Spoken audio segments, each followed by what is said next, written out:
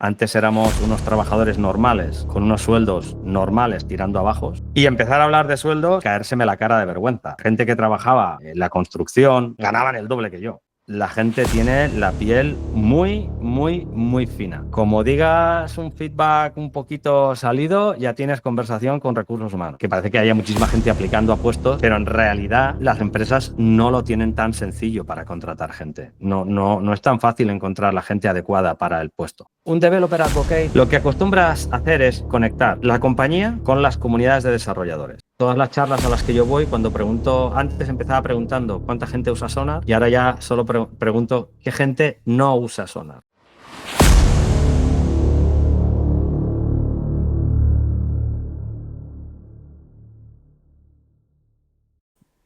Hola, bienvenidos a Podcast, el podcast sobre tecnología y programación. Y hoy también tengo el orgullo de traer a Jonathan, que la verdad que tuve el placer de conocerlo en Barcelona, ya que, bueno, ya hablaremos sobre ello, pero igualmente junto con Nacho, que también la traímos en este podcast, pues ambos llevan una conferencia bastante importante en España y pues tuve el placer de conocerlo en persona, incluso antes de esta charla.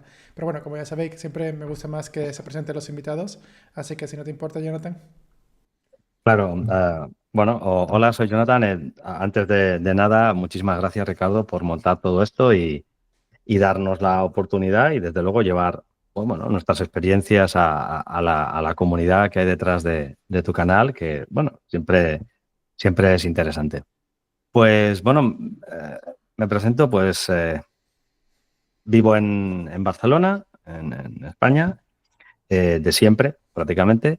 Mm, Llevo en el mundo de la tecnología, pues cobrando un sueldo por ello. Llevo cerca de 35 años, más o menos.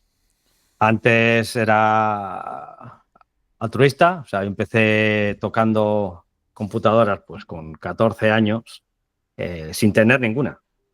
Eh, bueno, de hecho antes incluso, sería casi que con 12, sin tener ninguna. Mi padre me llevaba a lo que en aquella época era el Prica, un supermercado, en el que exponían ordenadores en aquella época, Commodore, Spectrum, Amstrad, y yo me llevaba mis revistas y las programaba allí. Me sentaba allí haciendo ver que probaba el ordenador y lo que hacía era, pues bueno, pues usar un ordenador de forma gratis.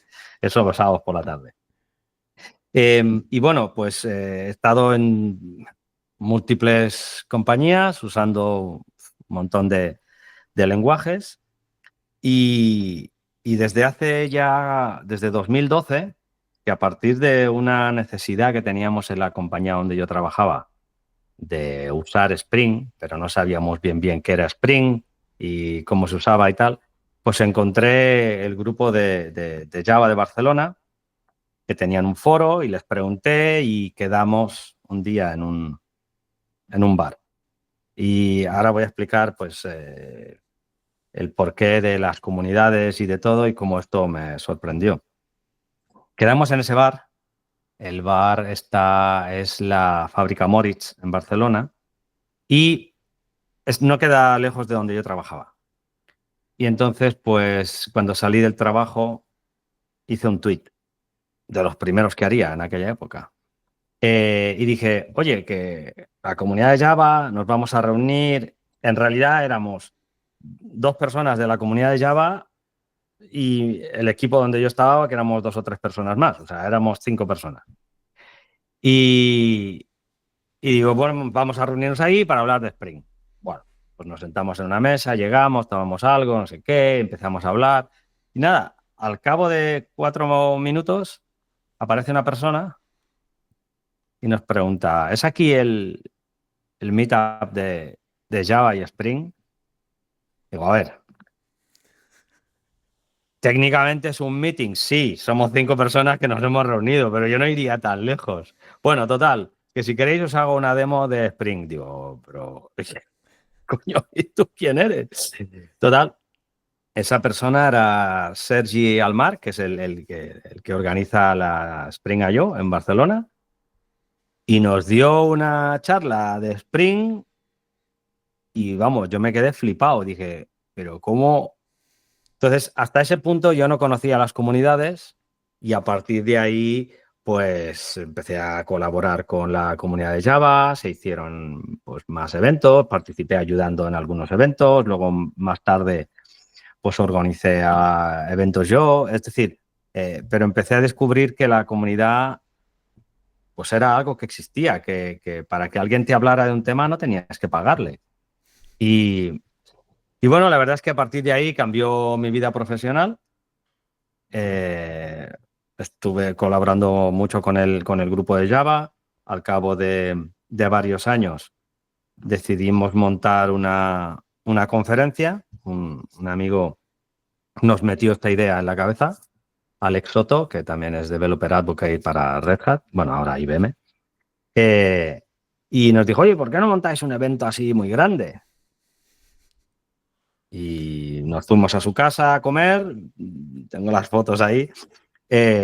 Bueno, empezamos a hablar de cómo organizar un evento tal, bueno, y se empezó a organizar la JBCN Conf en aquel momento. Se montó una asociación para tener una entidad legal que pudiera manejar dinero y tal, que éramos 3 personas las que estaban. Y bueno, a partir de ahí también empecé a conocer nuevas empresas, nuevos proyectos, nueva gente y me empecé a mover. Conseguí entrar en Red Hat. Es una experiencia, era una experiencia fantástica, no sé ahora. Una empresa sobre open source, full remote. Estoy hablando del 2018 cuando full remote era wow, pero ¿quién hace full remote? Y desde el 2018 que pues yo ya no he trabajado más en una oficina. Ostras, aquello fue fantástico para mí, fue una experiencia fantástica. Luego con el tiempo, pues bueno, hay cosas de más, de menos, los proyectos te gustan más, te gustan menos, total, que decidí salir y me fui a una startup en la que, bueno, no salió bien, pero fue un experimento para ver cómo son las startups con Go y ya luego, pues como no fue bien, me entré en Sonar como Developer Advocate, ya llevo 2 años y medio.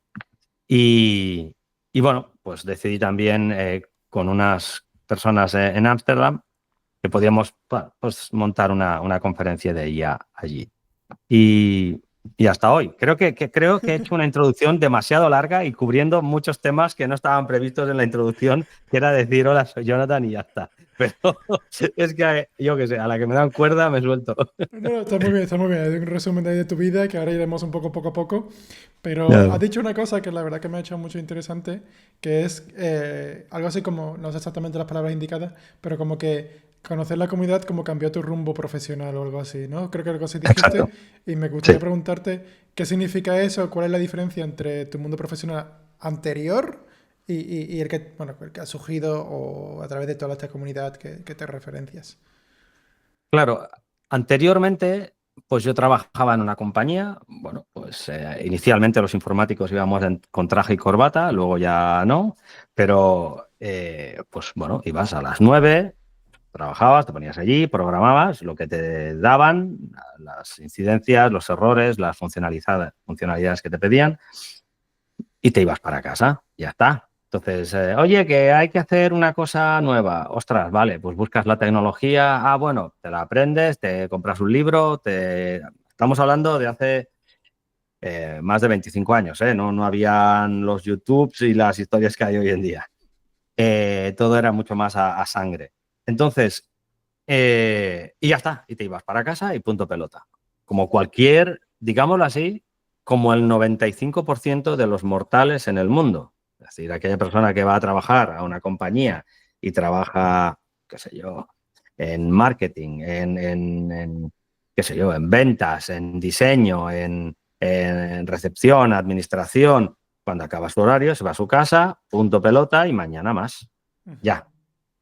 ¿Qué pasó? Que cuando descubrí las comunidades, descubrí que habían unas tecnologías que yo no usaba, unas realidades de programación que yo no sabía, porque al final nosotros somos lo que nuestros referentes nos incitan, digámoslo así. De tal manera que yo jamás había visto pues, ciertas tecnologías o ciertos lenguajes porque nunca había habido la necesidad. Y en esas empresas, pues al final trabajabas en un mundo un poquito cerrado, en lo que era esa empresa, no eran grandes empresas y pues bueno, tu vida era, digamos así, bastante repetitiva. Entonces con la comunidad descubrí nuevas tecnologías, eh, la pasión por la tecnología, digámoslo así. O sea, esos speakers que venían a darnos charlas o tal, venían en su tiempo libre, incluso se pagaban ellos el viaje, venían, hablaban, te, te contagiaban de esa pasión por la tecnología. Y caramba, pues entonces descubrí que había también otro mundo. Habían unas compañías muy grandes, fuera de España también, habían otras modalidades de trabajo, que si full remote, que si eh, gente que trabajaba pues como open source committer y les pagaban por ello. Y, ostras, todo esto yo no lo sabía. El tema está en que si nunca tienes un referente o alguien que haya pasado por ahí, pues es más difícil. Tal vez hoy en día es más fácil porque recibes muchos inputs, pero en aquella época no. Y pues eso me hizo pues tener esa curiosidad, buscar nuevas empresas, buscar nuevos proyectos y empecé a cambiar de empresa, obviamente, pues mejorando el sueldo, mejorando las condiciones, pasé de empresas pequeñitas españolas a empresas más grandes internacionales que también traían otra forma de hacer las cosas. Eh, y de ahí pasé a compañías más grandes internacionales y de ahí, pues bueno, a trabajar a full remote y sobre todo también eso hizo que el tema del inglés pues fuera algo hasta cierto punto natural, porque claro, en entornos distribuidos de equipos, pues es el inglés el que al menos yo he estado usando. Así que pasé de un paradigma de español cerrado, unas funcionalidades, una tecnología muy concreta y que no evoluciona mucho, a un mundo constantemente cambiante, con una progresión, digámoslo así, infinita, es decir, hay millones de empresas, con el inglés, que entonces eso te abre puertas a todo el mundo, con nuevas tecnologías que no se me había ocurrido, pero que luego las vi. Es decir, me cambió toda la perspectiva y eso me ha hecho pues que, bueno, tanto como en condiciones, en salario y en puesto, pues he ido progresando mucho a partir de haber encontrado las comunidades y haberlas hasta cierto punto usado. Es decir, tú puedes conocer las comunidades, pero sigues en tu empresa, digamos así, española, pequeñita, tal cual, pues bueno, pues ahí está. Pero si lo que haces es, pues viene este speaker, oye, ¿tú dónde trabajas? ¿Y qué haces? ¿Y cómo lo haces? ¿Y cómo trabajáis? Anda, pues esto es mejor que lo que yo tengo. Pues si yo podría, y al final haces más grande tu red de contactos y bueno, tus inquietudes pueden subir. Y básicamente ese ha sido la progresión a través de conocer las comunidades. Has dicho también otra cosa que es como que te ha ampliado tu horizonte, ¿no? Y es a través de que tú comparas mucho como las cosas como funcionan en España con las cosas que funcionan en otras empresas, que entiendo otras empresas como que suelen ser más importantes en el mundo tecnológico. Quizás aquí nos puedes dar un poco más de tu perspectiva de diferencia entre el mercado español y otros mercados más grandes o más internacionales en los cuales tú puedes verlo, ya que bueno, pues hay personas que quizás no tienen esa oportunidad o no la han explorado o su nivel de inglés no es lo suficientemente bueno e incluso para la gente de Latinoamérica pues también tanto como español o así, pero bueno, tu punto de vista, ¿a qué te refieres exactamente de eso? Claro, yo básicamente me refiero más a empresa española pequeña, Ajá. porque yo estaba en empresas pequeñas que eran más familiares, en las que se hacían las cosas más por corazón que por razón. En cambio, cuando tú vas a una empresa más grande y si es internacional, significa que si ha llegado aquí es que es lo suficientemente grande. Entonces tienen otras metodologías de trabajo.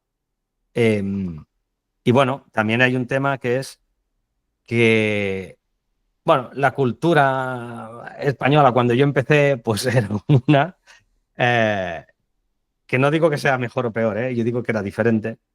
Y cuando te vas a empresas internacionales, la cultura es ya diferente, sobre todo porque ya no es de un país u otro. Se ajustan a una media, pues porque tienen gente de diferentes países y tienen que buscar una fórmula. que funcione con todo eso. Pero también es decirte, hoy en día pues podrás encontrar empresas españolas que tengan unas metodologías y tecnologías igual o más avanzadas que cualquier otra empresa de cualquier otro país. Al final, no era porque fuera española, era porque eran empresas más pequeñas, aisladas, generalmente centradas en un producto y lo demás eran servicios satélites hacia ese producto. Ya digo, eran más gestionadas con el corazón más que con la razón. Entonces hacían las cosas pues a cascoporro algunas veces y a sangre en otras. Y cuando vas a una empresa grande, pues no se pueden hacer las cosas así. Pero bueno, hoy en día hay de todo y también hay empresas grandes vamos, que son un desastre. Es decir, el tamaño no te garantiza porque, bueno, si ves, hay diferentes empresas en el mundo y vemos diferentes formas de hacer tecnología y diferentes decisiones que toman las compañías, así que nadie está exento del gurú flipado que ahora vamos a hacer las cosas con A, B. ¿Y por qué? Pues porque yo qué sé, porque mi colega de golf, que es el CEO de no sé qué empresa, ellos lo hacen y parece molón, así que vamos a hacerlo nosotros también. Ya, pero ¿esto tiene algún objetivo? Hacedlo. Y bueno, decisiones de estas también hay un montón en todos los niveles. Sí, no sabía yo. Bueno, o sea, sí entiendo por al final son empresas y las empresas están hechas por personas y que Claro, un rango mayor o peor siguen siendo humanos y todos estamos condicionados de alguna forma o de otra, ¿no? Pero bueno. claro. Eh, te quería preguntar, porque claro, tú dijiste que empezabas en un supermercado a programar. O sea, no tenías ni siquiera un propio ordenador. Pero claro, No. con 12 añitos, si no recuerdo que me decías, ¿de dónde viene esa pasión? Porque claro, yo no sé cómo sería en tu época, pero en mi época, con 12 años, yo no sé lo que era programación, ni sabía ni qué era eso, ni nada. Bueno, pues si resumiendo, todo esto viene de los peces. Te lo voy a explicar. Cuando yo tenía 12 años, había una película famosa que era Juegos de Guerra. Juegos de Guerra, bueno, tienes que verla. Juegos de Guerra es una película americana en la que, bueno, podríamos decir que es hasta los principios de la IA, ¿eh? Un ordenador que, bueno, pues lo tiene el gobierno americano y lo tiene para hacer pruebas, porque supuestamente era un ordenador que iba a gestionar todos los sistemas de lanzamiento de satélites, perdón, de lanzamiento de cohetes, bueno, de misiles.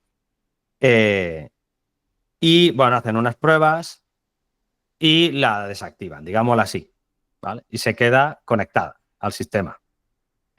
Y un chaval que es el primero de los hackers que tenían un módem que en aquella época, claro, no es como hoy en día. Antes tenías que tener un módem que lo conectabas al teléfono y eso, pues ya en mi época tenías una tarjeta en el ordenador a la cual tú conectabas la línea telefónica. Pero justo un pelín antes, los módems era simplemente una caja donde tú tenía como que dos agujeros donde tú ponías el teléfono físicamente. O sea, el auricular del teléfono lo ponías allí. Hostia. Y- Porque uno hacía de escucha, eran dos altavoces, una altavoz y un Sí, micro. Entonces, uno escuchaba y el otro emitía. los Y todo eran bytes. pitidos digital, exacto. Escuchabais Entonces, literalmente los bytes. sí, claro, claro. Hostia. Ya en mi época también los escuchabas, ¿eh? Pero era una tarjeta que iba dentro del ordenador. Bueno, pues total, que entonces me flipé, hostia, qué guay, los ordenadores, no sé qué, no sé cuánto. Bueno, y yo cuando iba al cole, cuando volvía para casa, pasaba por delante de una pescadería, pero no una pescadería donde tú vas a comprar pescado, sino es una pescadería donde las pescaderías van a comprar pescado. ¿Vale? Entonces, al por mayor, digámoslo así. Y esa pescadería tenía una oficina donde había una chica que intuyo que llevaría contabilidad, facturación, lo que fuera. Y yo pasaba por delante y esa oficina tenía el cristal que daba a la calle. Ujú. Y yo pasaba por delante y veía a esa persona usar un ordenador con una pantalla, fósforo verde, obviamente, detrás solo de color verde, y haciendo cosas que yo no sabía qué era, pero que me flipaba un montón. Y entonces, pues con un vecino que también le gustaba, no sé qué, nos comprábamos revistas, no sé cuántos, y con esas revistas luego me iba al supermercado y introducía el código de los juegos y veía si funcionaba, si no funcionaba, si no sé qué, si no sé cuánto. Bueno, era rollo una flipada que empezó así y poco a poco fue subiendo, fue subiendo. Me acuerdo que en esa época, yo hacía octavo de EGB y a final de octavo se hacía un viaje de fin de curso de la EGB, ¿no? Pues mi padre, claro, no teníamos pasta. Mi padre me dijo, ¿ordenador o viaje? Le dije, pues ordenador, ordenador. Y entonces me compró un Amstrad, el CPC 6128, que llevaba unos disquetes de doble cara. eh, y bueno, a partir de ahí yo me pasaba hasta las 2 de la mañana, días y días y días y días, haciendo mis cosillas, programando, jugando también, claro. Eh, vamos, de ahí viene todo, de ahí viene todo. O sea, pero programando de las revistas o en qué lenguaje empezaste a programar entonces? Ese lenguaje era Basic. Era 10, print no sé qué, 20, if no sé cuántos, 30, go to 10 y así. Luego se utilizaban pokés, que le llamábamos, que entonces eso lo que hacías era colocar directamente instrucciones ensamblador o código binario ya compilado, digámoslo así. Y entonces metías esos códigos y entonces, bueno, hacías unos jueguecitos, unas chorradas, a ver, eran chorradas. Y así iba, y así iba.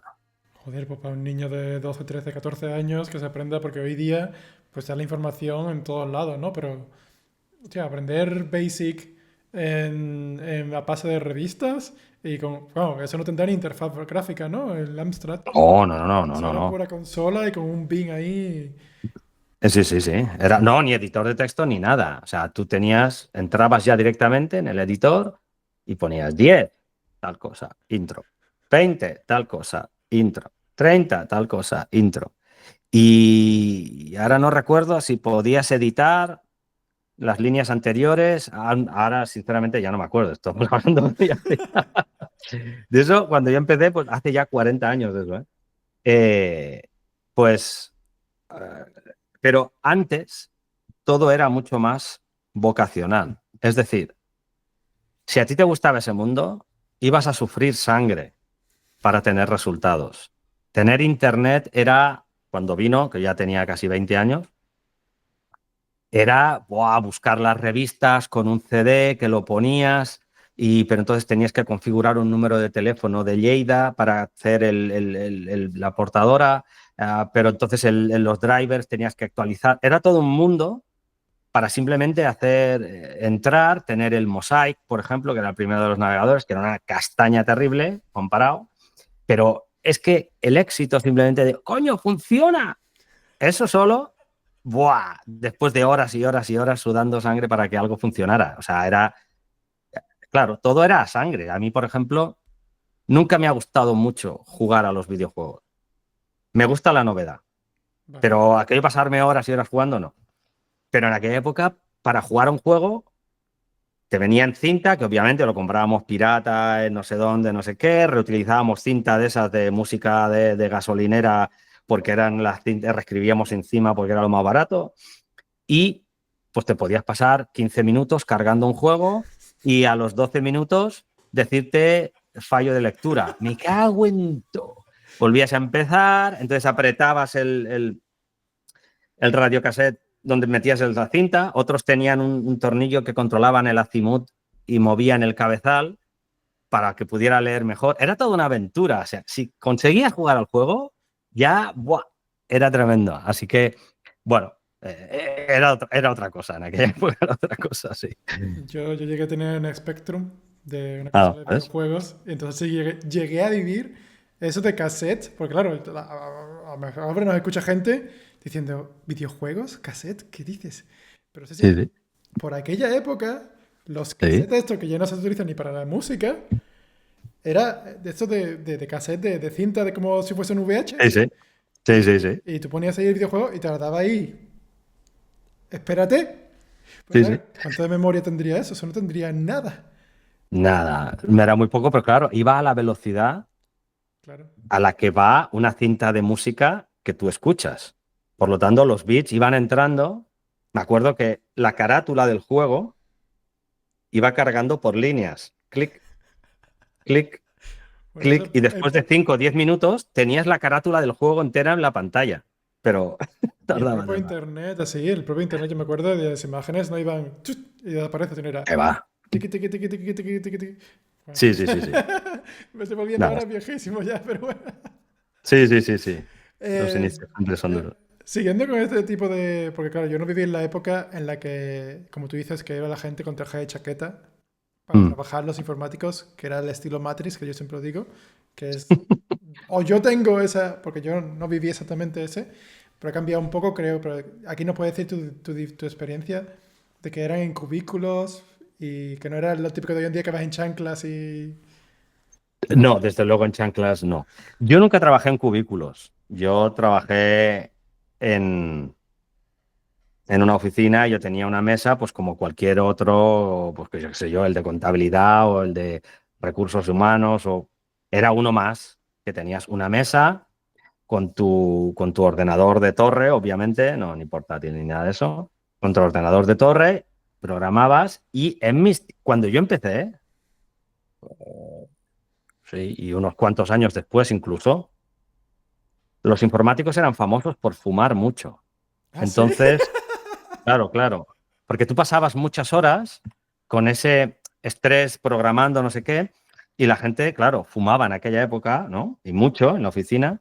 Entonces, lo del cenicero en la mesa del informático era muy típico bueno, se fumaba mucho. El informático fumaba mucho. Yo no fumaba, pero cuando yo iba a las mesas de mis compañeros, pues el estar un rato, al final chupaba zumo, pero un montón. Bueno, esa es mi realidad. Bueno, traje llevabas porque todos los demás de oficina llevaban traje. O sea, no, no era algo diferente. Es decir, tú trabajabas en una oficina, tú ibas con traje y chaqueta. Al menos en mi experiencia, ¿eh? Luego, y corbata. Luego la corbata se fue relajando y luego ya pasamos bueno, a lo que hay hoy en día, que es un concepto completamente diferente. Normales tirando a bajos, no éramos nada excepcional en absoluto. Ah, sí, pues yo creo que Incluso, sería lo contrario, porque programar en esa no. época tenía que ser jodidísimo. Sí, pero no era algo entendido. Yo era el friki de la escuela, digamos así, pero no era algo entendido como que añadías un gran valor a la cadena.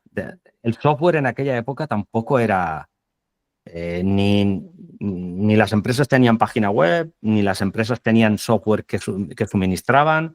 Era solo en algunos casos en concreto en el que había un software, algunos casos en concreto en el que hacías una pantallita para algo o mejorabas, qué sé yo, el programa de contabilidad o el programa de facturación, pero no era algo como que estabas añadiendo muchísimo valor a la cadena. Bueno, estabas haciendo pues, más funcionalidades al programa de facturación. Bueno, pues ¿qué quieres que te diga? Eh, Nada especial. Entonces, teníamos unos sueldos, en mi experiencia, pues muy normales, nada del otro mundo en absoluto, ¿de acuerdo? Incluso me acuerdo una vez que fui yo a una reunión, porque claro, yo también hice la mili, pues tuvimos una reunión de gente que habíamos estado en la mili y me acuerdo yo venir, años después, venir y decir, bueno, soy el informático, ¿sabes? Soy el tío informático, coño, trabaja en una oficina. Y empezar a hablar de sueldos y caérseme la cara de vergüenza. A gente que trabajaba, pues, en la construcción, poniendo ventanas de aluminio, lo que fuera, ganaban el doble que yo. O sea, yo era, digamos así, el paria, el pringao. Hostia, lo que cambia Por la eso, cosa, ¿eh? exacto. Y entonces, pues bueno, eh, era un poco así el ambiente, bueno, pues que eras un oficinista, tenías tus normas de vestimenta, porque todo el mundo las tenía. De hecho, en muchos casos, y eso no hace tantísimo tiempo, en muchos casos, cuando yo ya no usaba corbata y ya no usaba traje, es decir, lo que utilizaba era camisa y pantalón de vestir, pero ya no utilizaba americana, por ejemplo. Pues los que trabajaban, los informáticos de los bancos, sí todavía iban en traje y corbata, porque el código de vestimenta del banco era ese y aplicaba a todo el mundo. Pero sí, más o menos esa fue mi realidad. ¿Y cómo ves entonces el día actual el informático? Porque esto siempre, bueno, me gusta mucho hablarlo, de que se ha endiosado un poco lo que es la profesión de informático, creo un poco. O sea, como que es, so- no sé si todavía, a día de hoy yo creo que ya es sobreexagerado, pero incluso antes yo recuerdo ser el programador y dice, ah, eres programador, seguro tienes un salario súper alto y demás. ¿Cómo lo ves tú la diferencia entre antes y ahora? ¿O cómo lo ves una crítica a lo mejor quizás actualmente de que mucha gente quiere serlo? No sé, al final, pues es lo mismo que un jugador de fútbol. Pues si tu sueldo es alto, pues te endiosas. Si te permiten cosas, pues te endiosas. Ahora le toca al informático, luego le tocará, pues no tengo idea, al data scientist, luego le tocará, qué sé yo, a otro. Eh, lo que pasa es que el mundo lo que ha ido es necesitando cada vez más fuerza de trabajo de software. Y como hay escasez, pues al final eso sube los salarios. Y entonces, pues tú, digámoslo así, te permites el lujo de decir, ah, pues la empresa A, B o C, pues si me paga C más que la B, me voy a la B.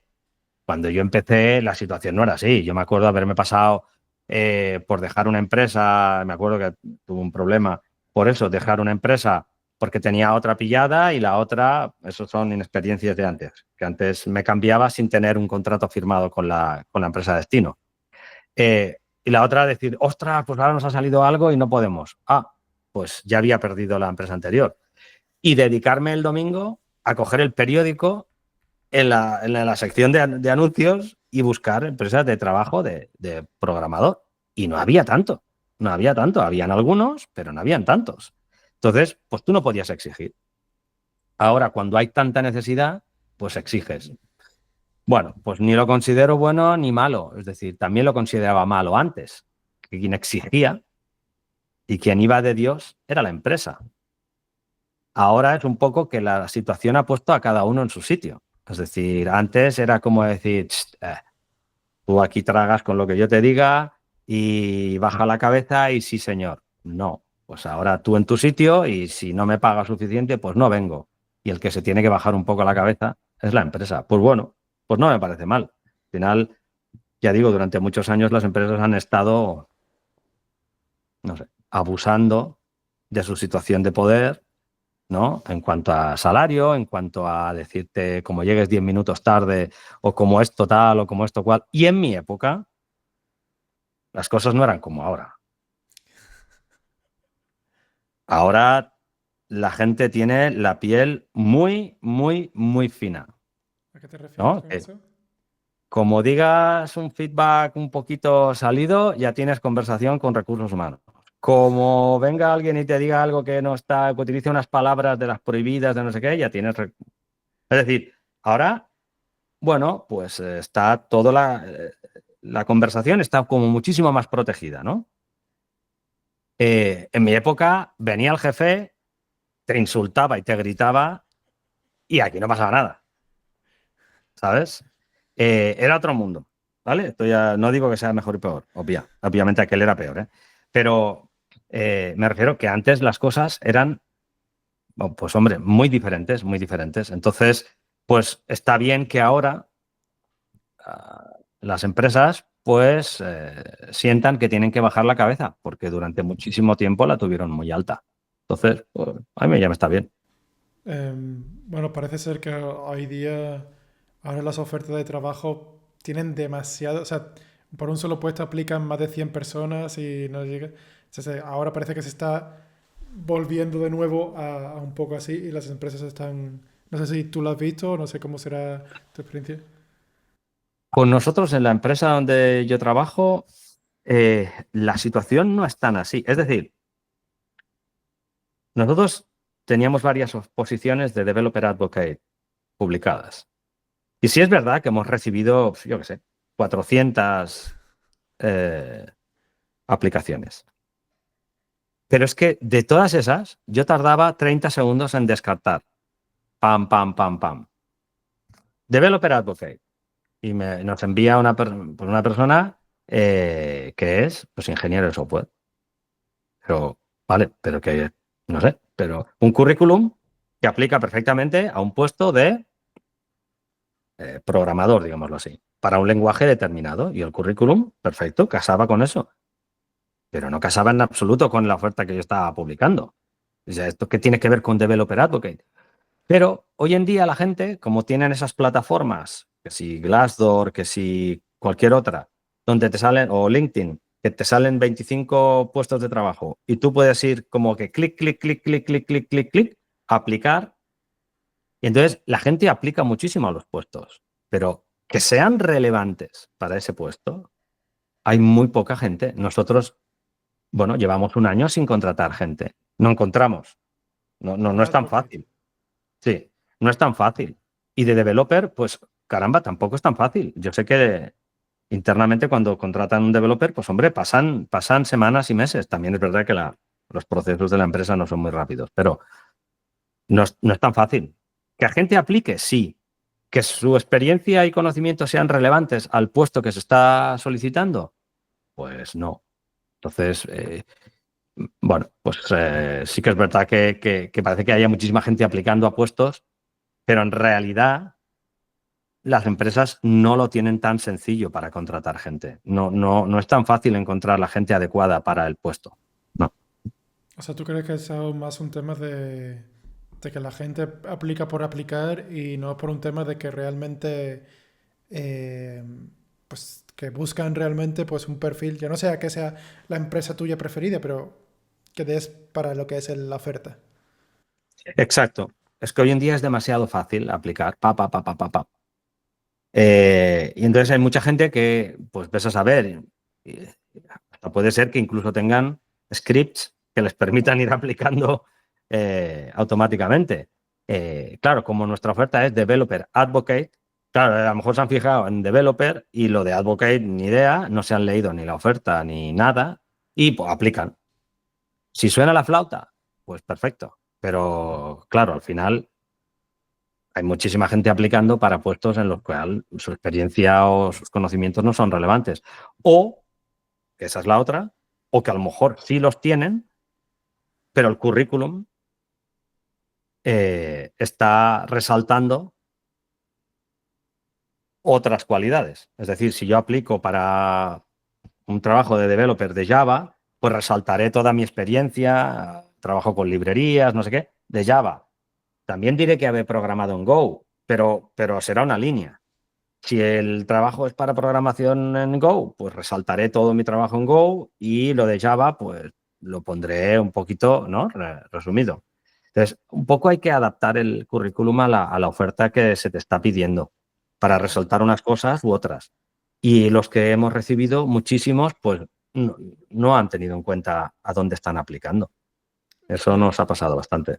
Ahora que tenemos esta la conversación bueno, pues de advocate y demás, mucha gente, pues probablemente por eso aplican, no saben lo que es un programador advocate.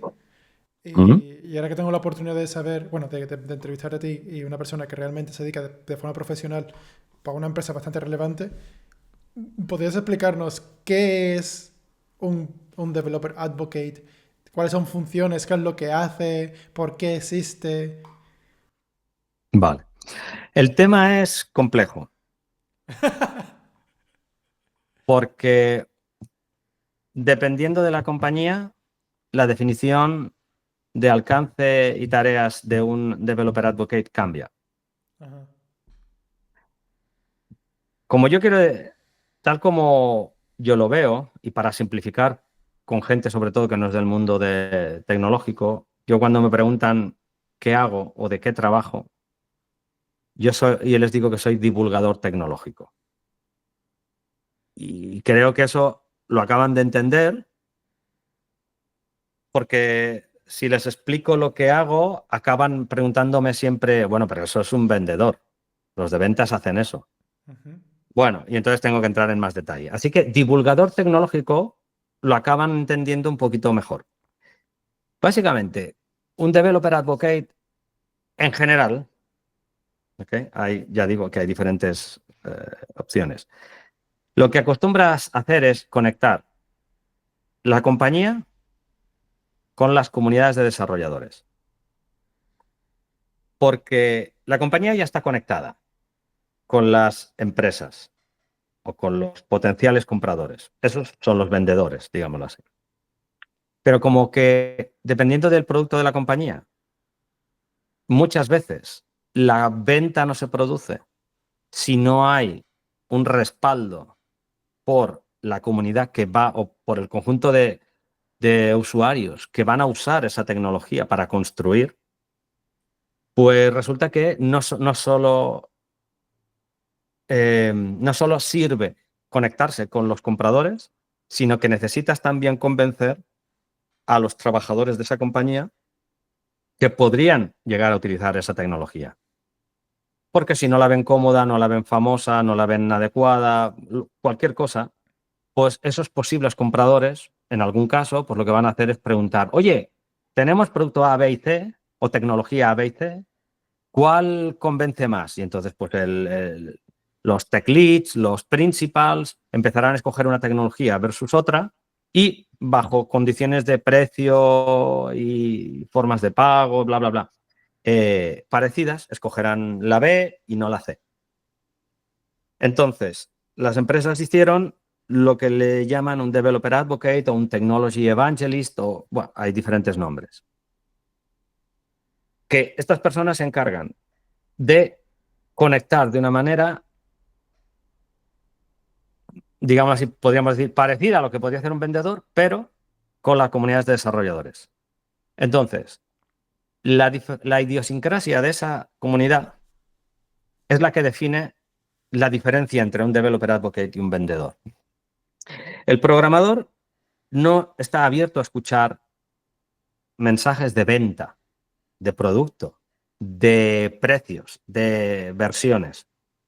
Está abierto a escuchar problemáticas genéricas, soluciones a problemas y tal vez diferentes tecnologías que se puedan usar siempre y cuando ese developer pueda probarlas o usarlas sin necesidad de pagar, obviamente. Entonces, primero necesitas crear awareness de esa tecnología y luego facilitar la adopción. Entonces, esa gente empezará a adoptar la versión gratis, la versión limitada, la versión open source, empezarán a crecer y con el tiempo tendrán necesidades enterprise, digámoslo así, por las cuales su compañía ya dirá, ahora ya somos tanta gente, somos tantos equipos, necesitamos soporte, necesitamos otras funcionalidades más avanzadas y ahí es donde viene el vendedor. Pero porque la masa de soporte ya está convencida. Entonces, en mi caso, se trata de generar contenido en forma de artículos, eh, bueno, pues podcasts como este, dar charlas. Básicamente eso es lo que le llamamos el outreach, es decir, yo lanzo mensaje hacia la comunidad. Entonces hay empresas que potencian más la generación de contenido digital, creación de artículos, vídeos, podcast, todo eso. Y hay compañías que potencian más los eventos presenciales, conferencias, charlas en eventos comerciales, charlas privadas a clientes o incluso a potenciales clientes. Y hay un rango entre medio. Dependiendo de la empresa y dependiendo del año, se potencia más una cosa, se potencia más la otra. Ese, en mi caso, hay otras empresas en las que, pues ya digo, se centran en contenido digital y últimamente la gran mayoría de empresas están dejando de hacer tanto evento físico y pasándose al evento digital. Principalmente porque el evento digital, teóricamente, escala mejor. Es decir, yo hago un vídeo, lo ven 10, 1000, 100.000 personas. Mi evento lo ven 40, 100, 200 personas. Pero es que esto es una trampa. Al final, el contenido digital el rendimiento del contenido digital es muy pequeño. Primero de los vídeos, ¿cuánta gente ve más del 10% del vídeo? Muchísima gente ve solo unos pequeños minutos. De la gente que lo ve, ¿a cuánta gente lo está viendo en primer plano? Y no en una pantalla lateral mientras está haciendo otra cosa, con lo cual se ha enterado bien poquito. Es decir, el rendimiento del contenido digital es diferente. Los eventos presenciales, el contacto, el mensaje, el estar en una sala a oscuras, no puedes ver, no puedes usar el móvil, no puedes usar el portátil porque todo el mundo te ve. Por lo tanto, estás 100% enfocado, en teoría, a la charla. El rendimiento es muchísimo mayor. Pero, claro, no escala de la misma forma. Entonces, pues hay empresas que se están centrando más en contenido digital. En cuanto al contenido digital, la idea, o al menos mi idea, es abordar los problemas, el contenido desde el punto de vista del problema. Voy a hablarte de microservicios, voy a hablarte de event sourcing, o voy a hablarte de code quality, no lo sé. Y te voy a presentar cuáles son los problemas que tiene una persona, no sé. Ese developer que está leyendo ese artículo se identifica con esos problemas. Le planteo soluciones en cuanto a metodologías, código que puede incorporar, lo que sea. Todo eso lo puede usar sin necesidad de usar ningún producto de mi compañía. Obviamente, al final, el contenido del artículo enlaza de alguna manera con el producto de la compañía. Yo te puedo decir, hombre, pues para asegurar toda esta calidad de código, teniendo en cuenta tantos problemas y tantas cosas, puedes utilizar una herramienta como esta. Al final hay una conexión, pero el foco del contenido está en el problema y en una solución técnica para que el consumidor pueda usar esa información sin necesidad de utilizar un producto de esa compañía. Esa es mi visión, no tiene por qué ser la de todo el mundo.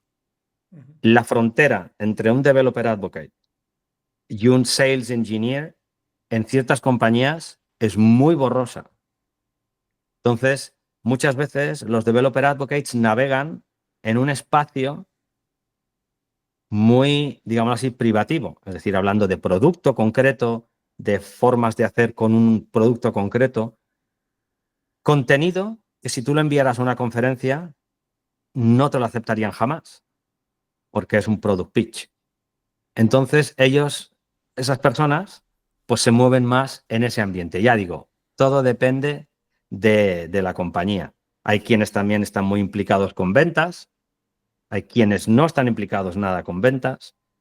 El equipo de Developer Advocate puede estar colgando del equipo de producto, de ingeniería, o puede estar colgando del equipo de marketing, o incluso puede estar colgando de la oficina del CEO o CTO. Hay diferentes opciones. Muchísimos están colgando de marketing, porque para las empresas parece que es como que más fácil entender que Developer Advocate es alguien que crea contenido como marketing, que da charlas como pues no sé, como muchas veces los de marketing dan charlas en conferencias. Entonces es como que, bueno, es más fácil de entender en marketing. Pero el contenido, el target, la forma, el tono, todo es muy diferente. Entiendo. Creo que se habrá entendido. Sí, sí, sí, totalmente. O sea, no sé exactamente qué se dedica un sales engineer. Entiendo que es realmente, pues, realmente vender el producto, ¿no? Hacer workshops y demás. Cuando Exacto. que el advocate es más, pues, entiendo que es básicamente, pues, hacer cosas para la comunidad. O sea, no es lo mismo que tú podías hacer de forma voluntaria, lo haces ya no solamente de forma voluntaria, pero lo haces, pues, sí, quizás con un tono más orientado a la empresa, pero, pues, bueno, si ya me puedo comparar yo, pues yo que tengo un canal de YouTube, pues yo hago contenido que podría ser que una empresa misma dice, oye, vamos a crear un canal de YouTube y tú, Ricardo, pues vas a ser, que creo que incluso Java tiene uno, ¿no? Java tiene un canal Sí, sí. oficial de YouTube y hace eso, básicamente. No, Sí, sí, esa es una opción. El tema es que esa gente que hace esa creación de contenido utiliza el tono y el mensaje adecuado para que un developer que no está en la cadena de decisión pueda adoptar esa tecnología. Por lo tanto, no se puede hablar de precios, no se puede hablar de diferentes versiones del producto que impliquen pagos o no pagos.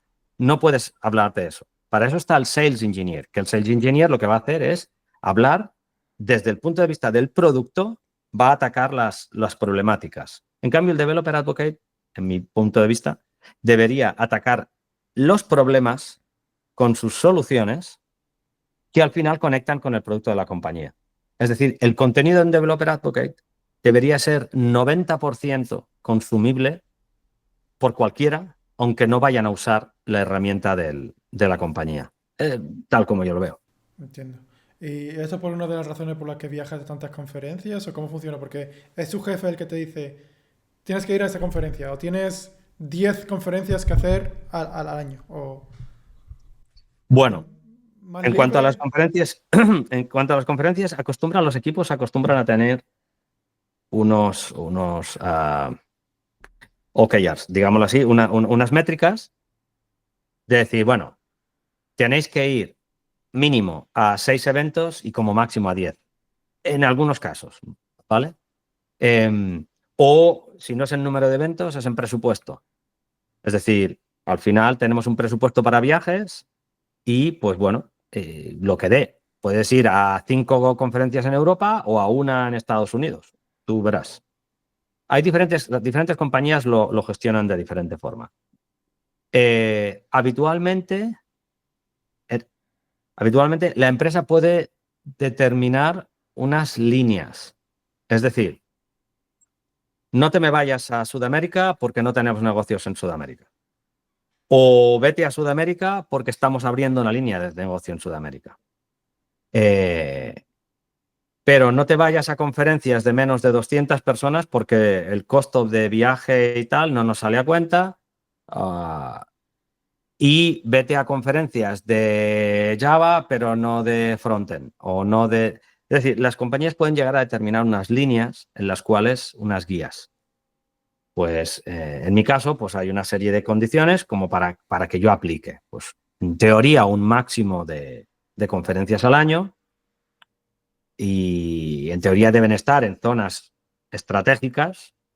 Bueno, y generalmente pues conferencias de no menos de tantas personas y de ahí pues tú, en mi caso, tú haces submit a todas las conferencias que cumplan en principio los requisitos.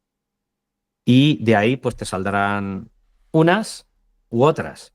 Tendrás que rechazar unas porque te coincide con algo y ya está. Entonces, en general, hasta donde yo sé es así. Es probable que hayan otras empresas que lo tengan determinado de otra manera y el Developer Advocate pues va a las conferencias que le dice la empresa.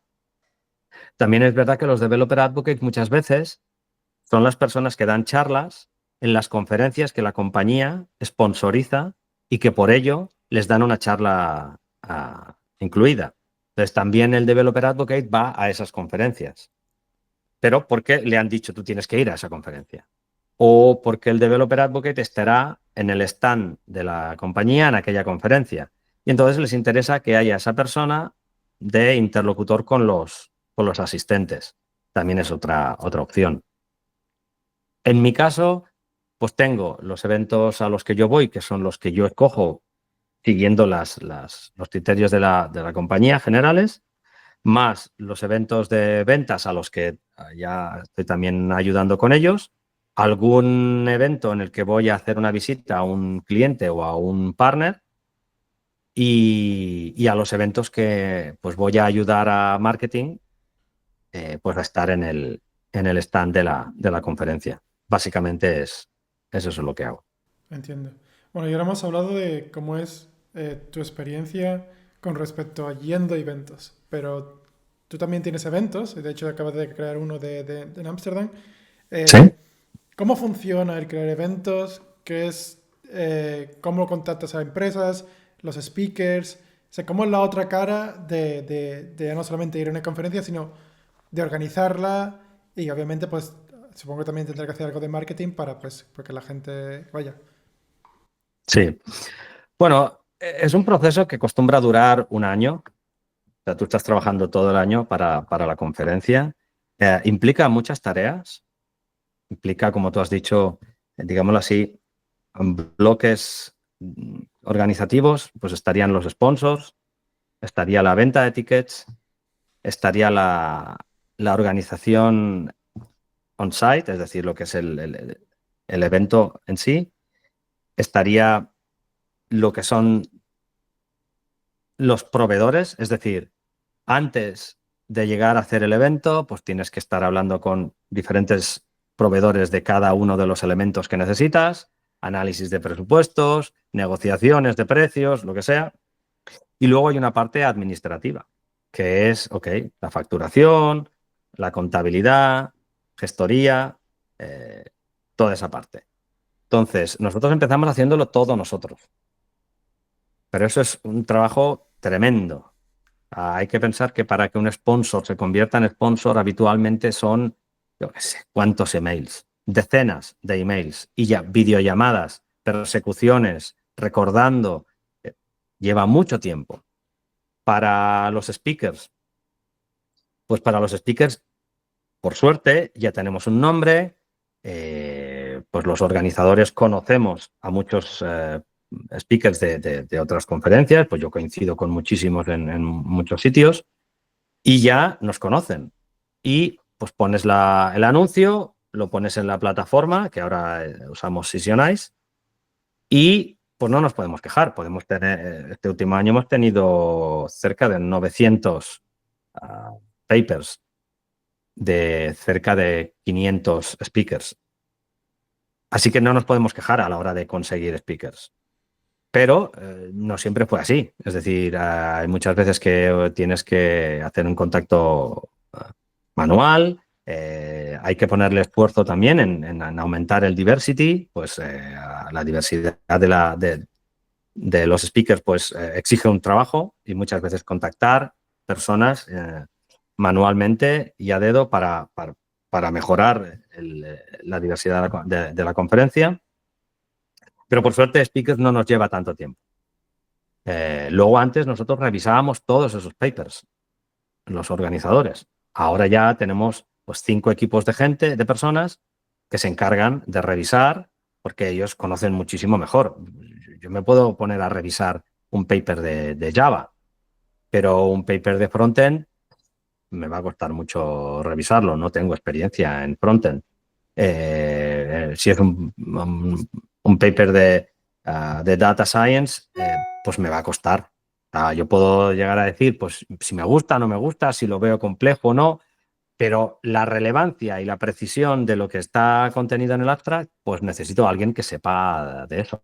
Entonces, a eso ya lo lleva otra gente. La parte administrativa, pues tenemos una persona que nos lleva toda esa parte administrativa de facturación, contabilidad y aparte una gestoría externa que nos lleva a todo lo que es la presentación de documentos. En cuanto a la sponsorización, también hay una persona que se encarga de llevar eso. Nosotros hacemos los primeros contactos con una base de datos que tenemos.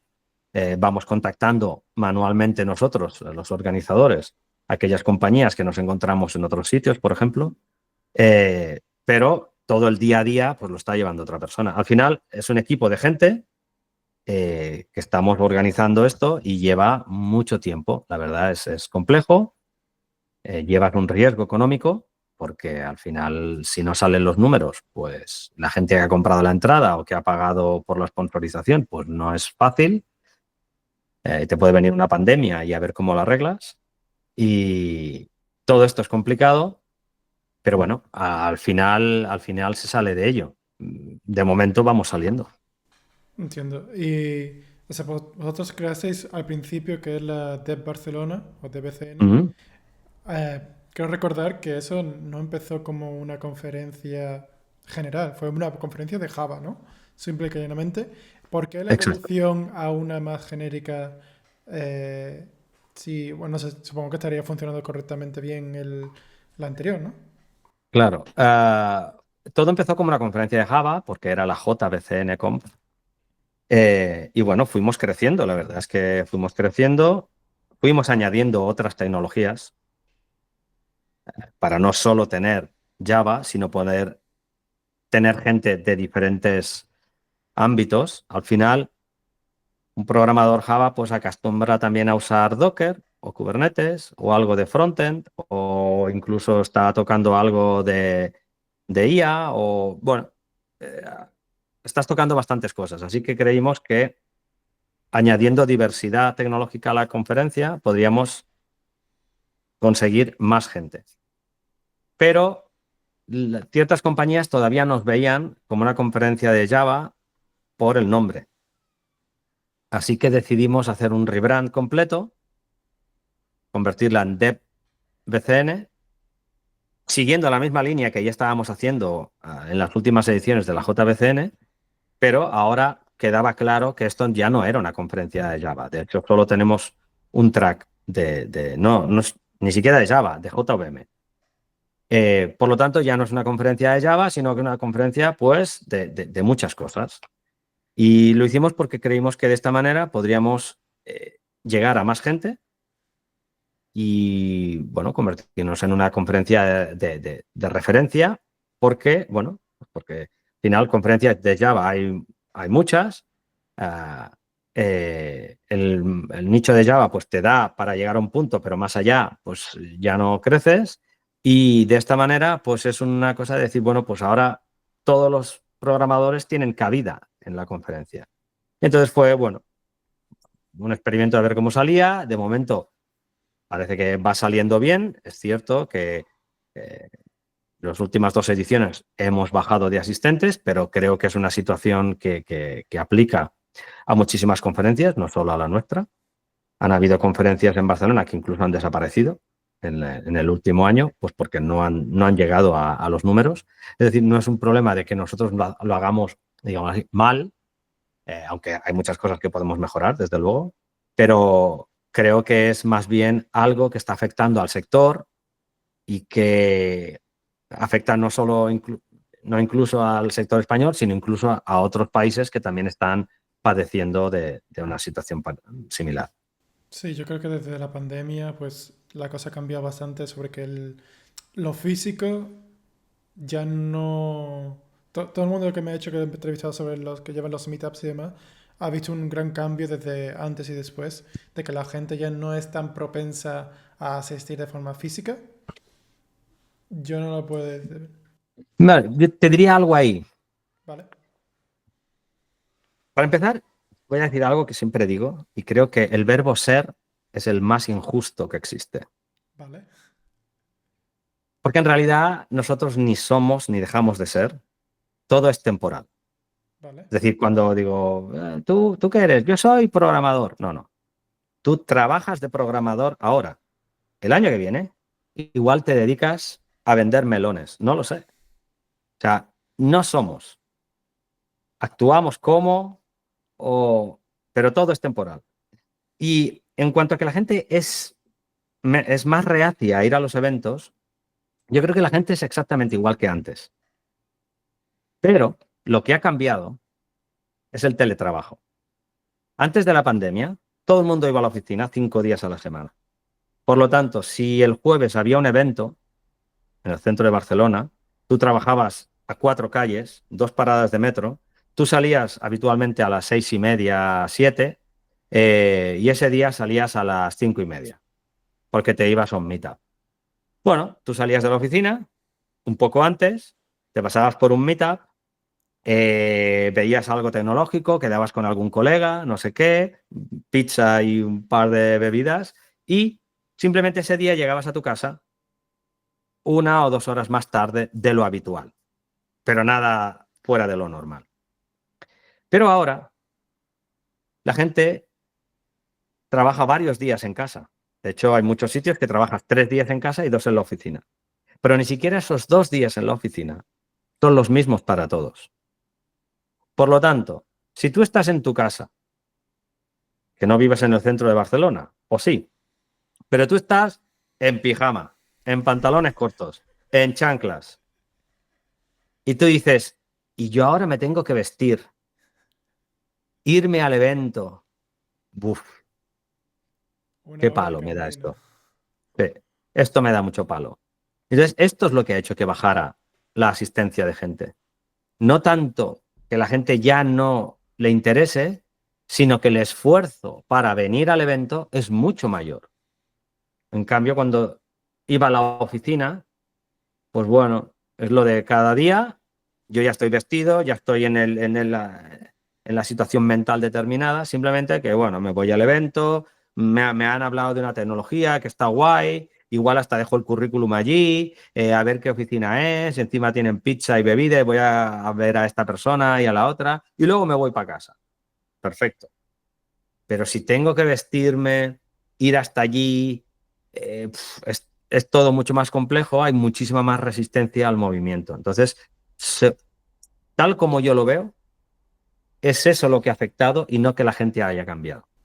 Sí que pues, tiene mucho sentido eso, que la gente, pues bueno, pues ahora que desde casa, pues ese momento de decir voy a ir a algún sitio cuando estoy en pijama, pues puede ser más complicado.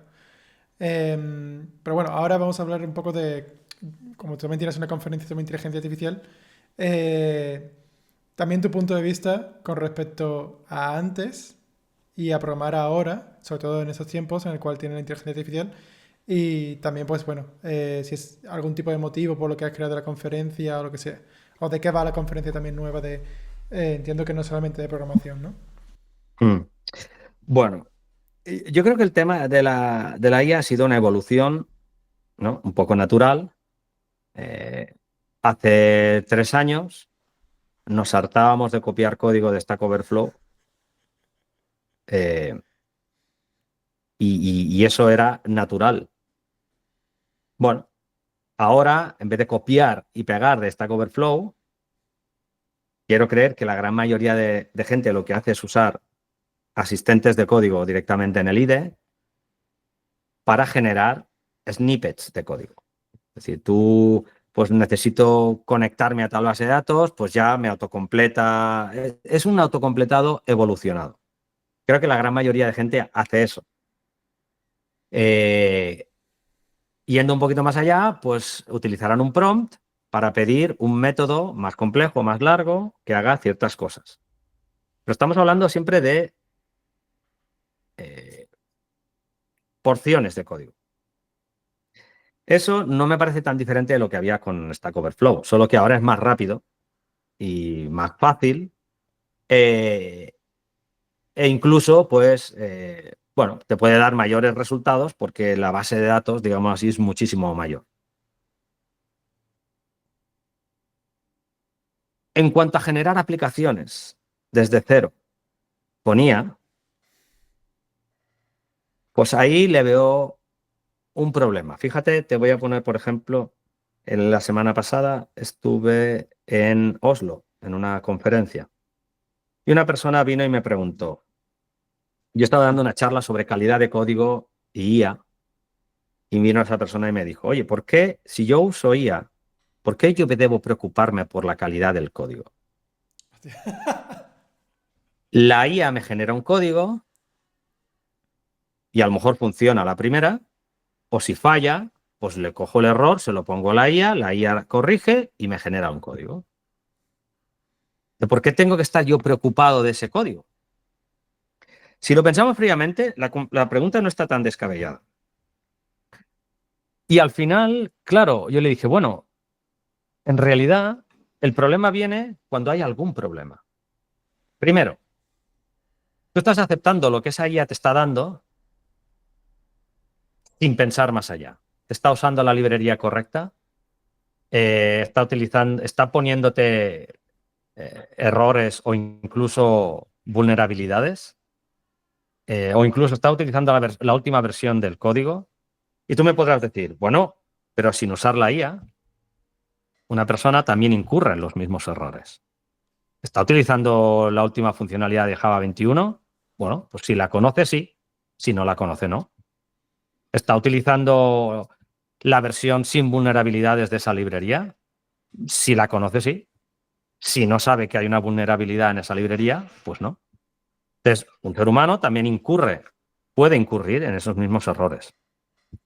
El problema es dos. Uno, que ese ser humano, cuando crea ese código, su cerebro está generando unos procesos. Entonces, de alguna manera, ese código está razonado. Esa persona lo entiende hasta cierto punto. ¿Bien? Cuando tú estás utilizando el código que te ha generado la IA, lo primero es que tal vez es que no entiendes nada. Y el día que te toque evolucionar ese código, como la IA no te pueda dar un resultado, tú no vas a poder hacer nada. Es que directamente no lo entiendes. Y por otro lado, que ese código que está siendo generado por la IA, bueno, por la persona, si es por la persona y no utiliza lo de Java 21, bueno, pues en cuanto reciba un input de algún sitio que debe usar Virtual Threads, por ejemplo, pues lo incorpora y lo hace. Con la IA, como que no hay determinismo y dependiendo del modelo te va a dar una respuesta u otra, no es algo que tú incorpores. Es algo que si no está incorporado en el LLM, pues no lo tendrás. Entonces, confiar tu suerte a algo que genera código que tú no entiendes, que no vas a poder mantener y que siempre vas a estar dependiendo de que ella misma solucione esos errores, es muy peligroso. Sobre todo que si pones el código en producción, eso genera un problema grave. ¿Y ahora qué? Entonces, la IA te puede servir para generar puntos de partida, para generar pruebas de concepto, pero jamás para producir el código que va a ir directamente en producción. Lo que hay que hacer es todo código que un programador haga commit debe ser entendido y asimilado por ese programador, de tal manera que si lo vuelve a ver sabe perfectamente el por qué y el por qué no. Entonces, yo lo que estoy viendo es que con la IA lo que podemos correr es el riesgo de perder esa conexión. De hecho, la pregunta que me hizo esa persona venía de que a esa persona se la había contratado para hacer una aplicación en un lenguaje determinado, pero esa persona no tenía grandes conocimientos de ese lenguaje determinado. Por lo tanto, le pidió a la IA que generara una aplicación utilizando ese lenguaje. Entonces yo le dije, es que creo que el problema no está en la IA. El problema está en que te están dando una tarea para la que tú no estás preparado.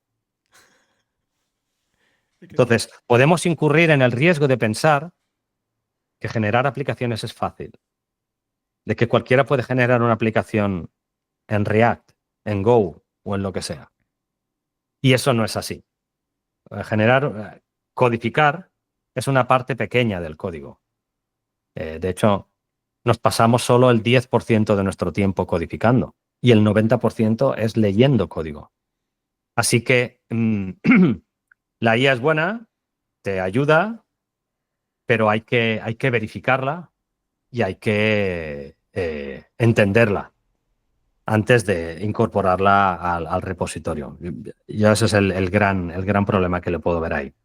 Ujú. Quizás aquí nos puede dar un poco más de input. No sé si por Sonar o así tenéis también opciones de ser junior, pero una tendencia, porque bueno, al final yo me dedico pues a hablar con muchas personas de mi comunidad y una de ellas, pues muchos de ellos son gente con muy poca experiencia. Ujú. Y he visto un patrón que ellos mismos incluso lo reconocen, que dejan totalmente que la inteligencia artificial piensen por ellos absolutamente. Absolutamente. ¿Cómo lo veis vosotros? No sé si tenéis posiciones de junior o quizás incluso en las conferencias te has encontrado algún tipo de... Claro, el problema con esto para mí es conceptual. Resulta que los programadores junior utilizan la IA un 20% más que los senior. Y el tema es que si uno no se curte, es decir, si uno no se cae de la bicicleta, pues no es tan fácil incorporar el conocimiento de ir en bicicleta. Es decir, uno prueba, hay prueba, error, uno conoce los límites, pero eso se conoce mediante la experimentación.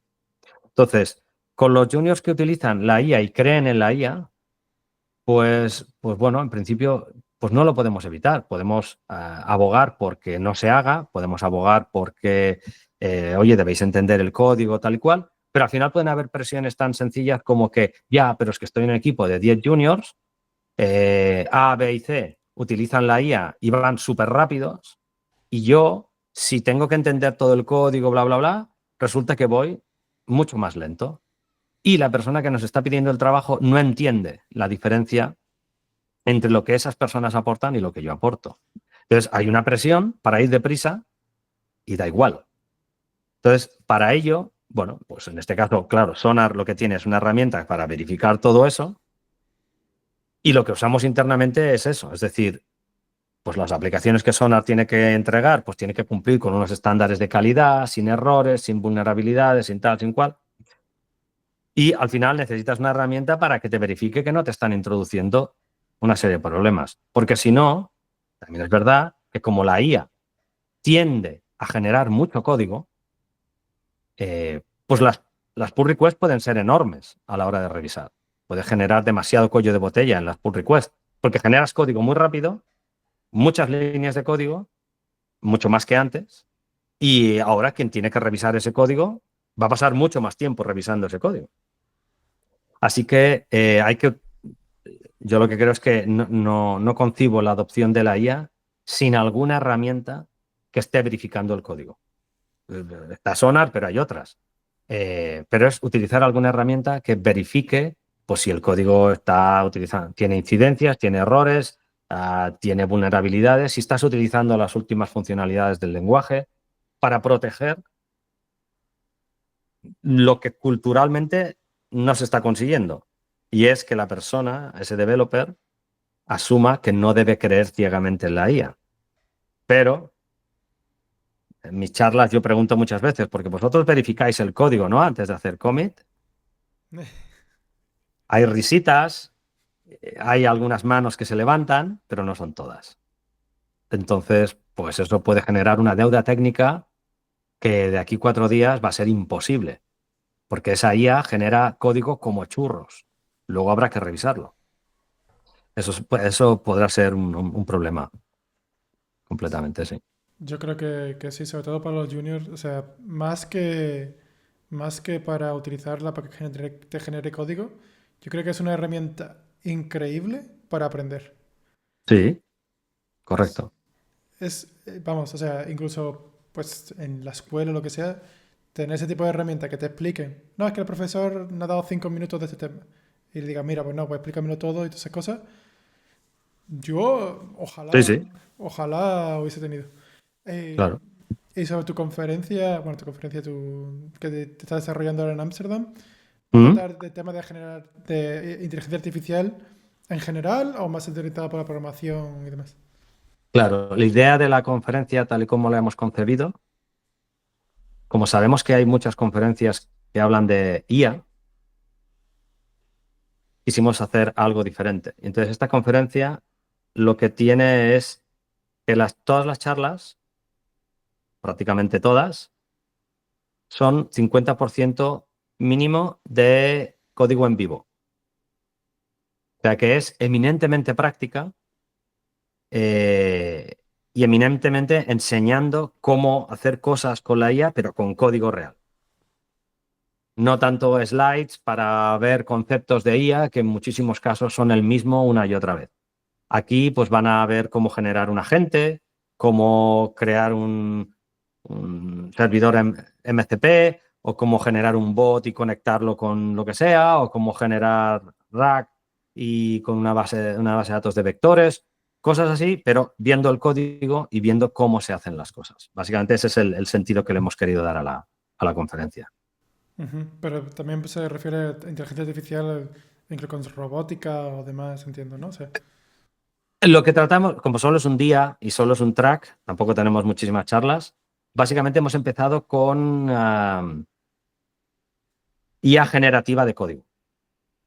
Bien, entonces la mayoría son cómo utilizar la IA para hacer XXX, o cómo la IA te impacta en diferentes procesos. pero básicamente desde el punto de vista del código generado por IA. Ujú, ujú. Y ahora que yo también he estado hablando sobre Sonar, pues es una herramienta bastante importante. No sé, por lo menos yo, para mí, en el mundo de Java, para calidad de código, es bastante utilizada o estaba bastante Mm, utilizada. Y ahora que trabajas tú ahí, o sea, quizás hay personas que no conozcan qué es Sonar, pero nos puedes dar un momento de qué es, cómo es el trabajo allí y cómo es la empresa, quizás por qué te decidiste a trabajar ahí también, quizás. mm. Bueno, la verdad que eh, Sonar pues era la herramienta que yo intenté incorporar en la compañía en la que yo trabajaba, porque Sonar, bueno, pues tiene un producto que lo que hace es eso, analizar tu aplicación, el código fuente, y te dice, pues mira, tienes estas incidencias, pues en cuanto a que esto te puede dar un error de null pointer, o aquí estás metiendo una vulnerabilidad, o aquí, por ejemplo, esta variable la asignas y no la consumes, o bueno, ahí, bueno, de hecho, en total son cerca de 6.000 reglas, solo para Java son casi 700. Entonces, que verifica infinidad de cosas. Pues bueno, yo utilizaba esa herramienta y cuando vi la oferta de trabajo dije, ostras, qué guay poder trabajar en la empresa de la herramienta que yo estaba tan contento, ¿no? Eso mismo me pasó en Red Hat y pues súper contento, súper afortunado. Esto al final la vida es cuestión de suerte y en este caso pues tuve suerte de que me aceptaran y, y bueno, trabajar en Sonar, pues bueno, Sonar es una empresa que nació en Suiza por personas básicamente francesas y el tema de Suiza, pues podemos todos pensar el por qué en Suiza y no en Francia. Y se creó en Suiza, bueno, hace ya, hostia, pues ahora me acuerdo, 15, yo diría que hicimos el 20, ¿no? El 20 aniversario, hace poco, a ver, me confundo. Más de 10 seguro. Pues cerca de 20 años o 20, y, y la verdad es que en todas las charlas a las que yo voy, cuando pregunto, antes empezaba preguntando cuánta gente usa Sonar y ahora ya solo pregunto qué gente no usa Sonar. Y un par o tres personas levantan la mano, la gran mayoría lo usa. Como tú has dicho, creo que es la herramienta de facto que se usa en Java en la gran mayoría de compañías. Hay otras herramientas, hay librerías eh, en las que se basa también Sonar, como Findbugs o Checkstyle, que también están hacen ese análisis estático de código. Eh, pero bueno, Sonar lo que hace es albergar un montón de reglas de diferentes tipos. Ahora ya incluso pues, te verifica las vulnerabilidades en tus dependencias y te genera soluciones con IA. Y además acabamos o vamos a lanzar ya mismo, un servidor MCP que te permite usar las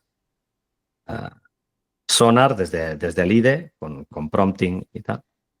Y bueno, la verdad es que pues para mí es muy interesante trabajar en Sonar. Es una empresa eminentemente enfocada a developers. Hay mucha cultura de developers dentro y, y bueno, cada vez va creciendo más la empresa y bueno, se van cambiando cosas porque cuando uno crece, bueno, hay ciertas líneas que se borran, otras líneas que se difuminan, pero bueno, de momento es muy interesante y bueno, tenemos oficinas en Austin, en Londres, en Ginebra. Hay dos pequeñitas, una en Francia y otra en Alemania, muy pequeñitas. Y también tenemos oficina en Singapur. Ah, sí, también llegan en Singapur, no sabía yo eso. No sé Sí, si... bueno, gente, pero sin oficina, hasta donde yo sé, también tenemos en Japón. Pero oficinas como tal, desde Singapur por un lado, Austin por el otro, y luego en medio está Ginebra, Londres y dos pequeñitas, una en Francia y otra en Alemania. No sabía que estaba tan expandido. Y Mm, también has mencionado que has trabajado en Red Hat. sí. Qué tal fue tu experiencia en Red Hat? Porque sí que se dedica mucho pues, a la parte de proyectos libres, ¿no? De código libre. Ujú. Eh, ¿cómo lo viste tú dentro de Red Hat y cómo fue tu experiencia a la hora de trabajar ahí? ¿Fue tan orientado a software libre o cómo fue también la... Claro, para mí ya te digo, fue un sueño porque era full remote, o sea, trabajaba desde casa, fantástico. eh, Conocía a mucha gente en Red Hat bueno, los conocía y los admiraba. O sea, sí que yo estaba trabajando con la gente con la que admiraba, así que para mí fue fantástico. Nosotros trabajábamos hay una parte de Red Hat que es todo lo que era ingeniería y aquí hay muchísima... Red Hat trabajaba en generando los upstream, es decir, los proyectos open source. Trabajabas en Apache Camel o yo qué sé, lo que sea, cualquier proyecto open source. Tú trabajabas en ese proyecto open source y luego se productizaba. Había algunos proyectos que se generaba un producto de ahí y era un producto comercial. Ese producto pues tenía un soporte, tenía una validación de que los artefactos y las dependencias estaban validadas y se les aplicaban parches de seguridad y una serie de cosas. Y eso es lo que consumían algunas empresas, las que pagaban. Por otro lado, había mucha gente que utilizaba pues, las librerías open source. Y yo trabajaba en las librerías open source. Entonces, trabajé en varios proyectos open source, todo abierto eh, y fantástico. La verdad es que era fantástico. Trabajé en WinDAP, que era una aplicación que hacía análisis estático de código para analizar aplicaciones. Luego trabajé en Keycloak, que es una aplicación bueno, de autenticación. Y, y también en la línea open source y todo mi código está ahí en GitHub, accesible. Para mí era fantástico. Yo nunca trabajé en la parte de productización, siempre en la parte de open source. Y la verdad te sentías como si fueras un committer de un proyecto open source, pero que en vez de hacerlo en tus ratos libres, pues te pagan por hacerlo 8 horas al día.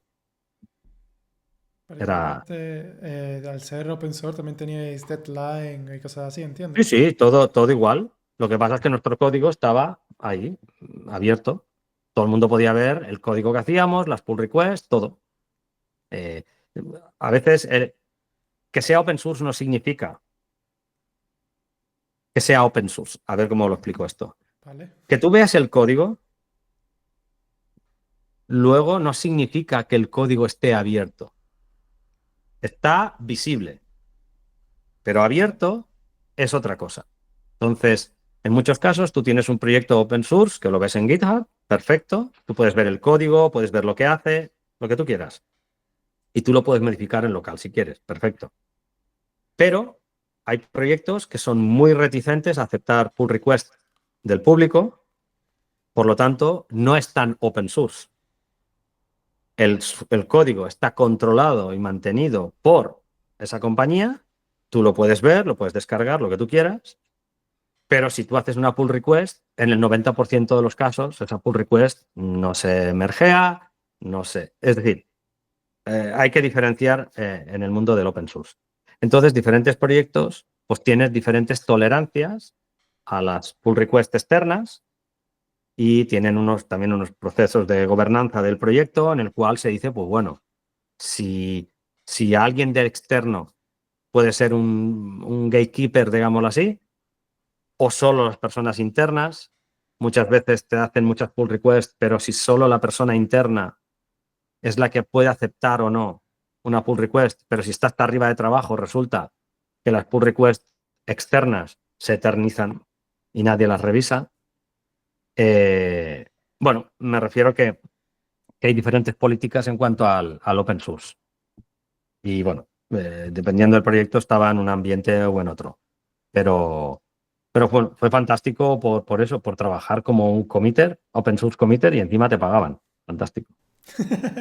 Sí, sí, también es cierto eso de que, bueno, que sea open source no significa que Que bueno, que te van a aceptar o lo que sea, que te construyes es visible, e incluso las licencias, ¿no? O sea, Exacto. de que no sé cómo será en Sonar, pero yo cuando trabajé en, pues, en Volkswagen, en una empresa enorme, pues había gente que se dedicaban a mirar exactamente que tu código, oye, que tú no has copiado el código de ese proyecto, ¿no? Porque no es, porque Exacto. la gente es copia, pega y es, no, eso no se puede hacer. No, claro, porque tú lo que puedes estar es incorporando código que tiene una licencia que no es compatible con la licencia que tú tienes. Y si luego esa compañía revisa tu código y te dice, este código no puede ser. Eso también es un problema que puede venir de la IA. Es decir, ¿de dónde viene ese código? El problema está en que no lo sabemos de dónde viene. Pero, pero bueno, hay que tener cuidado con eso. Y sí, el tema de la licencia, cuidado cuando estás utilizando un proyecto open source, no todos tienen la misma licencia. Así que cuidado. Código visible es una cosa y luego que esté abierto es otra cosa. Sí, sí, totalmente. Ya por ir terminando los temas así, pues claro, todo eso también tú llevas mucho tiempo en el mundo de Java, y como en este canal también hablamos mucho de Java, pues ¿cómo fue que surgió? Se recuerda que fue que un proyecto de trabajo, ¿no? Que empezaste con lo de Spring, y ya cómo surgió también porque tú eres Java Champion, y además pues llevas un meetup también bastante importante en España, pues que es de Java, o sea, June de Barcelona. Ya. ¿Cómo surgió Ujú. todo esto desde el principio, así como más o menos, y ya los meetups y demás? Bueno, la verdad es que el uso de Java empezó porque estaba en una compañía en la que estábamos, bueno, se utilizaba Delphi, es un lenguaje que yo he utilizado mucho y me gustaba mucho ese lenguaje. Pues utilizábamos Delphi, pero había que hacer un consumo de unos XSD, de unos ficheros de XML y los XSD te definían la definición de esos ficheros, ¿no? Para consumir ficheros de la OTA. La OTA son la Online Travel Agency. Y entonces, pues las OTA spec, pues son unos XSD. Pues lo intentaba desde Delphi, las librerías y los componentes de Delphi fallaban como una escopeta de feria y dije, ostras, pero lo puedo hacer con Java y con XJC y con JAX y con no sé qué, pues pude hacerlo y inicié el uso de Java en esa compañía. Y más tarde, pues luego, bueno, ya todo se ha hecho en Java en la compañía y así fue. Y bueno, pues de ahí, de utilizar Java, pues entonces quisimos utilizar Spring, no sé qué.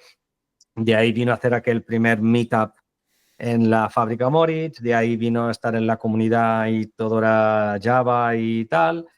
Y pues con los años, pues bueno, me nominaron a Java Champion por todo el recorrido, por las charlas que había dado también de Java, por la conferencia, por el meetup y, y bueno, y de ahí pues hemos seguido.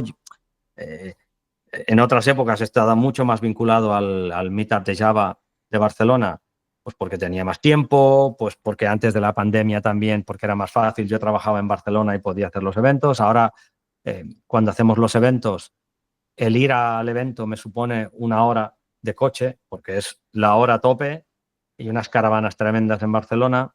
Entonces es más complicado. Paso también mucho tiempo fuera. Entonces ahora mi vinculación con el grupo pues es menor que antes, simplemente por un tema de tiempo y porque ahora hacer eventos es más complicado para mí. Y bueno, de ahí surge pues todo al final hacer la conferencia bueno, pues todo ese camino utilizando Java, bueno, que han sido ya, no sé, 20 años, 15, 20 años usando Java, sí. Y con respecto a Delphi, ¿por qué te gustó? O sea, ¿qué diferencia había? ¿Te gustaba más Java o cómo fue también?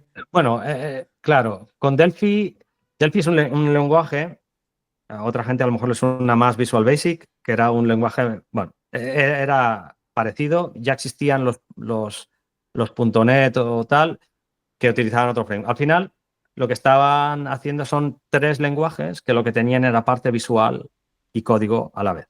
Entonces, tú en Delphi definías tus pantallas, aplicaciones de escritorio, ¿eh?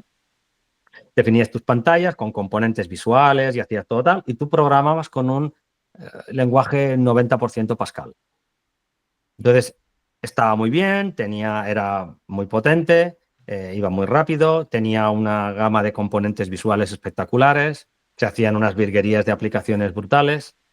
Luego lo que pasó fue que nos fuimos a la web y de aplicaciones súper complejas con entornos gráficos súper complejos, fuimos a un entorno que era básicamente una castaña como una catedral, donde habían 4 cajitas donde ponías un texto y unos botones planos y tal, y eso nos pareció adecuado.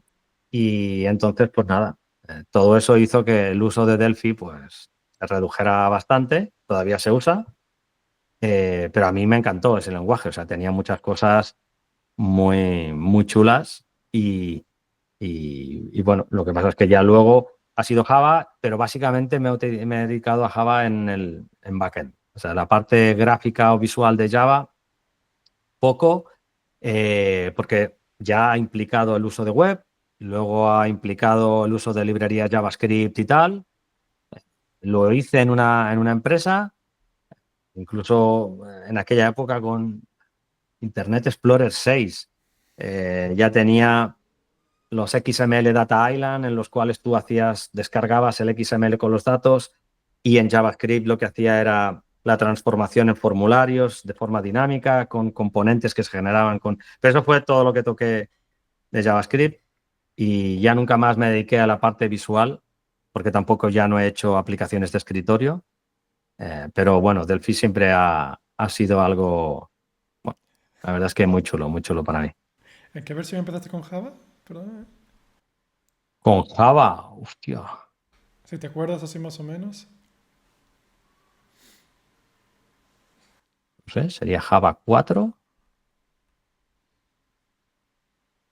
Puede ser, puede ser. igual. Sí, Java 4, yo no me acuerdo ya.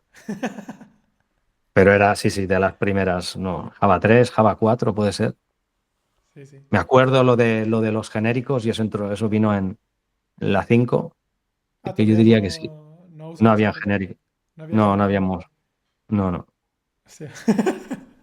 Sí que yo vi. Sí. Pues nada, Jonathan, tampoco te voy a quitar mucho más tiempo, que ya hemos Nada, hablado es un bastante. placer. Y nada, muchísimas gracias. Espero que te haya estado cómodo y te haya gustado la charlita. Gracias a Y, ti, gracias a ti. y nada más. O sea, vamos a dejarlo por aquí, voy a cortar por aquí. Muy bien. Eh, Así que nada, nos vemos en el próximo episodio. Hasta luego. Ok, muchas gracias. Hasta luego.